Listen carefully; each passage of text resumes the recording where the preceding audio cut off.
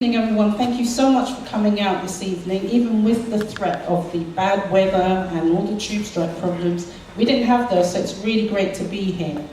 My name is Oleander Agbetu, and I'm here to talk to you about creative lifestyle.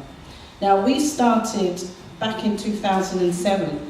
Now, by the way, my life has always been around working in the voluntary sector. So it's been really a passion for me, and I love working with people, especially vulnerable people. They give something that no one else really can give.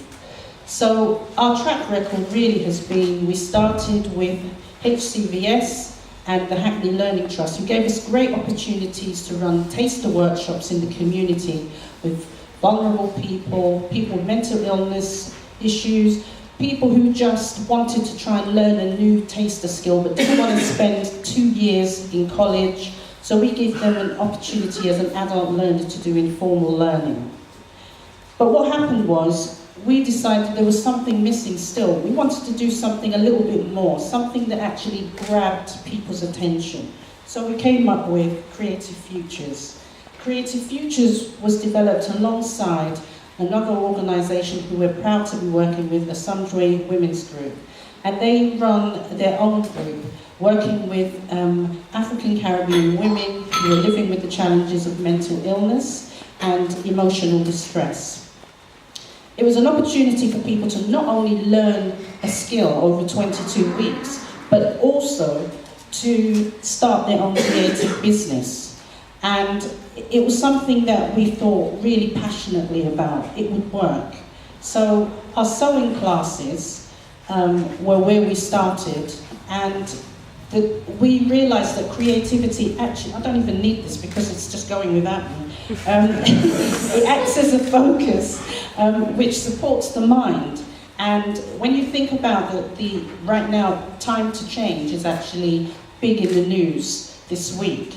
And we know that doing something creative actually does make a difference to one's life. They say it's 1 in 4 people that are suffering with mental illness. I think it's probably more than that. When you consider issues like bereavement, perhaps coming to terms with a lifelong illness, something like that, it really, really can make a difference to your life when you can't get up in the morning, you're spiraling down some kind of a hole, but actually you can go in the kitchen and maybe make yourself a cake or go on your sewing machine and do something creative. It creates a tangible object that you can actually work with. You can be proud of your achievement. You can be really proud that this is what you have done. And what better way to take it further than to actually start your own business in something that you can do.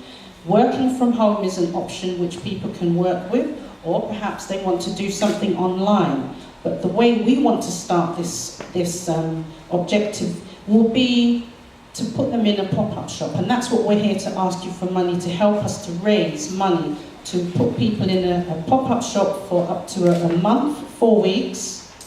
And that will actually give them an opportunity to sell their products or their service. Hopefully, that's the idea.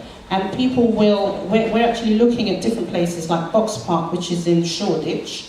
So if there's anyone here from Hackney Regeneration, I'd love to talk to you about that kind of an opportunity. You know, there are beautiful things that people can actually produce. And we've had such a lot of fun working with our clients also. And we hope that you are going to listen to more about me when I talk to you at the back there sometime.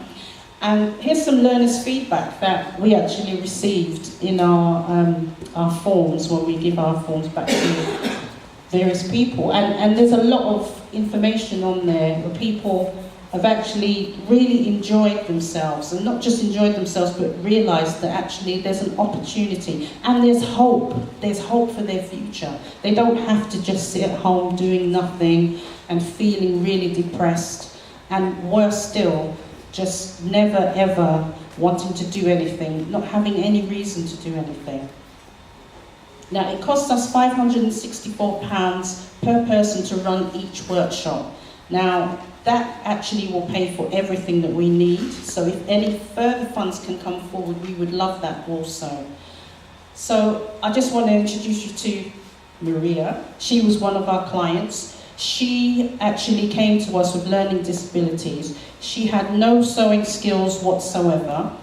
But what she did, by the time she left our class of 10 weeks, she not only had bought herself a sewing machine, but she had also started sewing prolifically, so much so that the people in her hostel told her to stop. Please, that's enough, don't sew anymore, that's it. But it was really exciting to see her come every week to show us in the group what she had actually achieved and what she had produced. She loved the class and we loved having her. She was wonderful. Thank you for listening. I don't know whether that is my time up or not because my slides have got a life of their own. They move before me. But thank you.